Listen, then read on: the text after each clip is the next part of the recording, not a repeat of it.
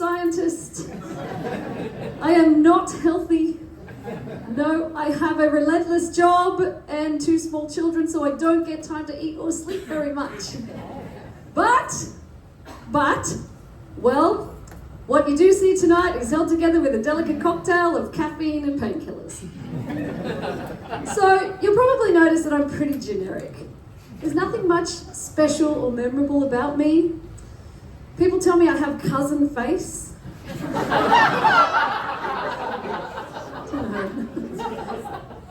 But that's good. Let me tell you why that's good. Because when I commit crimes, I never get picked out of a police lineup. So useful. It's very useful when you're a person from Western Sydney who has a shoplifting habit. So anyway, when I'm not running away from the police, I've been working on a virtual reality sensory room for people with neurodevelopmental disabilities, and we found that it improved their anxiety and depression. Yeah, you see this VR headset, it's full immersion, you put it on, you can go somewhere else. So it's great. It's kind of like the metaverse, but without Mark Zuckerberg and his stupid advertising algorithm.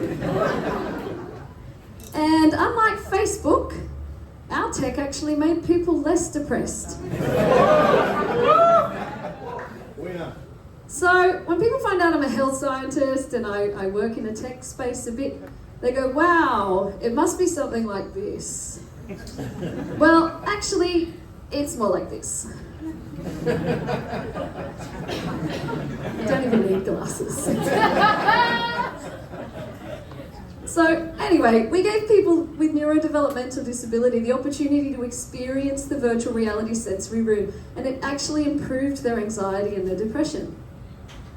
And we think that it worked because it gave them the opportunity to escape from overwhelming sensory input. There is so much sensory input going on in our environment, and sometimes you need a break.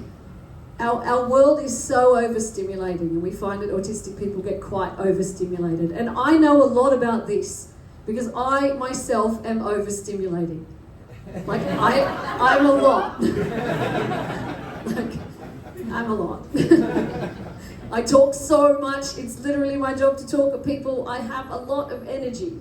Sometimes when people spend too much time with me, they need a virtual reality headset just to take a break. So this is a picture of one of my PhD students after a meeting with me. Looking frazzled, that's okay, VR headset. My husband and children got VR headsets last Christmas, just to be able to cope with me. Yeah, it's great. This Christmas they've asked for replacement batteries and software upgrades, just to keep on coping. I'm kind of like those Christmas lights that you can't untangle. Bright and a bit flashy, but ultimately completely infuriating. Look, I'm a little bit obsessive, but I'm not that bad. My husband knows, though, there is a right way and a wrong way to fold the towels. That's the wrong way.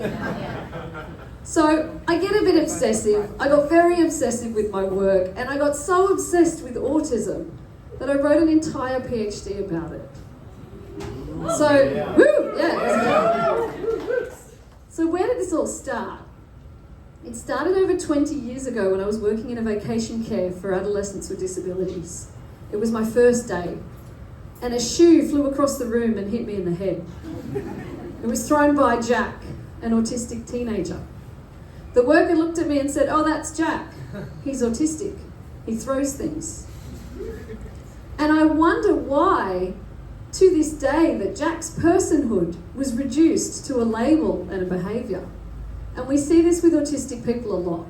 They just get labelled without understanding what's really going on. And what the worker didn't explain was that there was so much going on in Jack's environment and that he was quite overstimulated, and this might have impacted his well-being and might have impacted his behaviour. And I spent the next 20 years wondering about things like this. So here's an example of a very overstimulating sensory environment. You can see there's a lot happening in this, and this is just the visual. You have to also think about the sounds and the smells in this kind of environment. I mean, this is fine for me. When I look at this, all I see is that the towels are folded incorrectly.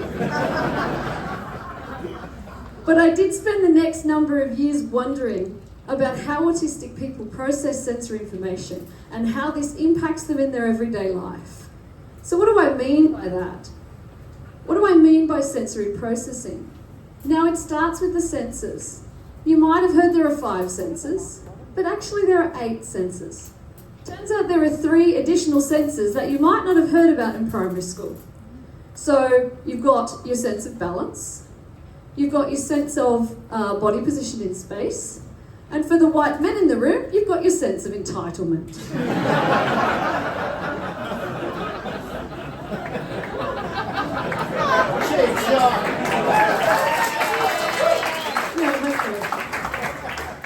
So, what you have to do is take in and process information from all these senses. You have to take in and process information from the right senses at the right time in order to function.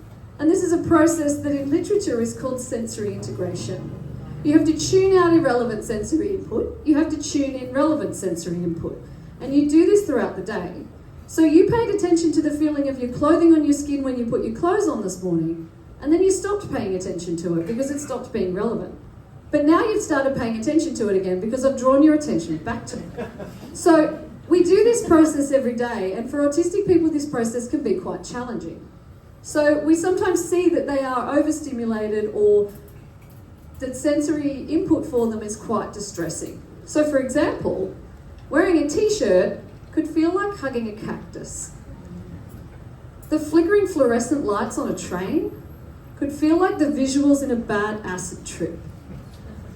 And the sound of those automatic hand dryers in a public bathroom could be so painful and distressing that it might just sound like the worst, most horrible thing you've ever heard.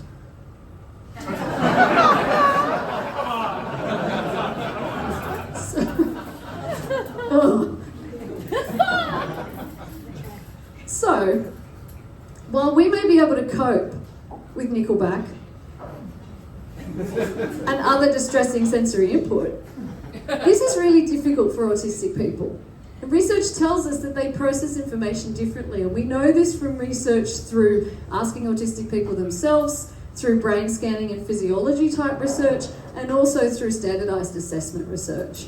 And so, what do we do about this? We don't necessarily want to fix the brains of autistic people because we don't believe the brains are broken. But what we think is that there are strategies within the environment to help them to cope. Well, one such strategy is the use of a multisensory space. Now, this is a space where you could go into, we can contrive and control aspects of the sensory environment in order to help you cope with overwhelming sensory input. And now I know what you're thinking. The one on the left just looks like it was designed by a 5-year-old who is haunted. But science tells us that this can work quite well in populations like people with dementia who have cognitive impairment. And we're starting to see these spaces pop up in acute mental health wards in hospitals. But these spaces are expensive and they're in fixed locations.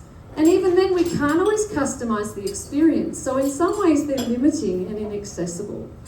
So what do we do about that? Well, to solve this problem, our team created a multi-sensory space inside virtual reality, overcoming a lot of the barriers of cost and location that we see with traditional fixed physical multi-sensory spaces. We can use these headsets anywhere. You can escape the world. Within these customizable experiences, you can alter the sky, you can turn off gravity. But does it work? Well, we did some science.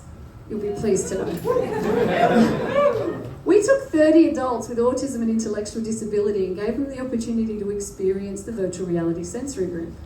They used it between 2 and 8 times over the space of 5 months. And what we saw was significant improvements in anxiety and depression following the use of the VR sensory room. And we think that it worked because it gave people the opportunity to withdraw, to take a break, to breathe in their own space. And taking a break from particular activities sometimes meant for people with disabilities that they could return back to the same activity instead of having to be excluded for the whole day.